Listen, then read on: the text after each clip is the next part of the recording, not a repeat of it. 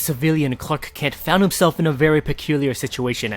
He was looking for the savior, but instead he found the creature of doom. Doomsday raises his mighty fist to smash Clark Kent, but Wonder Woman arrives in the nick of time to rescue the civilian. Out of harm's way, Diana demands for Clark to get to safety. But still, the man would not leave a story this big. Superman blew out of the ground to re-engage the monster. He relentlessly beats his foe with an intensity that would match the Flash's speed force. The creature grabs hold of Superman, but Wonder Woman intervenes. It is now a 2-on-1 fight. Diana believes that Superman is responsible for his non-powered doppelganger's presence, but Superman is as shocked as she was at the civilian's involvement.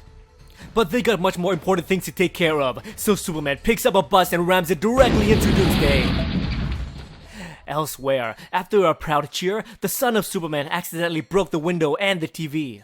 Luckily, there is still a signal to the television. The broadcaster announces that the monster somehow disappeared. Back at Metropolis, the heroes regroup. After Superman's last attack, Doomsday vanished. Superman knows that this is a strange move for the monster, but the people of the city are safe and Luthor has returned. He looks to the civilian Clark Kent, and then he looks to Superman. Luthor demands answers. Superman explains that Doomsday is the ultimate being able to survive anything. After 250,000 years of evolution, Doomsday is trained to hate all life, especially Kryptonian. At this same time, Lois figured it out. Not only can Doomsday sense Kryptonians, he hunts them as well. Superman now realizes why Doomsday left the battle. The creature is after his son. The Man of Steel races back home while his wife and son drives away from Metropolis. Lois and John didn't get too far before the arrival of Wonder Woman and Superman. The family is reunited, and Diana could not be happier. But Lois understands that this Wonder Woman shared a romance with her Superman. Diana's heart is true, and she can feel the love in this family. Her love is gone, and she made peace with that. Diana guards the area to give the family some time to chat. Clark holds his family tight. As a father, he needs to stay. What is more important than family? But Lois would not allow it. As hard as it is for her, she knows that Superman belongs to the world, and right now, the world needs a hero more than ever.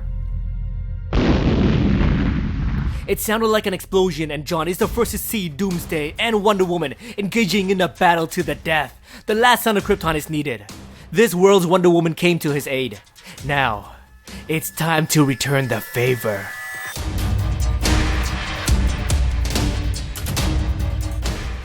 What's going on, guys? Welcome to Comic Island. My name is Joey, and thank you so much for watching our coverage of Action Comics issue 960. So the fight is still ongoing between Doomsday and Superman, but this time Wonder Woman replaces Super Legs. I'm starting to feel that this battle is dragging on a bit, so what redeemed this issue for me was the interaction between the supporting cast. Epic battles are great, but if we don't care about the characters, then interest could be lost pretty fast. But this issue is a nice reminder as to why I like Superman so much. The relationship between his family is what works best in this issue, but the interaction between Lois and Diana is just pure awesome juice. These few pages were what made this issue great for me. So let's take a look. We can see how Superman has the weight of the world on his shoulders. He has a battle between the well-being of his family and his responsibilities to the world. This isn't even his adopted homeworld, but once Superman is dead and he is compelled to fill the void that New 52 Superman left behind. Writer Dan Jurgens did a great job incorporating the relationship between Superman, his son, and wife, while at the same time pays a nice respect to the New 52 relationship between Superman and Wonder Woman. Combined with the improvement in art, I gotta recommend that you pick up this issue for your collection. After covering DC Rebirth, I knew I wanted to start following Superman, but I had a choice between Action Comics and a self-titled series. I chose Action Comics because I love narrating the action, but that would mean that I would miss out on the developing relationship between Superman and his son. Well, this issue gave me a bit of that, and I'm super glad. Now, I'm not saying that his self-titled series lacks action. If you are following it, then you would know a certain character is back, and we get to see John in the spotlight more than he does in Action Comics, so I recommend checking out his self-titled series as well. Now, Mr. Oz is again present in this issue. It's getting either creepy or annoying that we aren't shown any more clues as to who he truly is or his purpose. So right now, I honestly lost interest in his appearance. It feels like DC is dragging this on a bit too long. I thought that once the battle subsides a bit, we would get answers as to why there's a non-powered Clark Kent running around thinking he's only a reporter.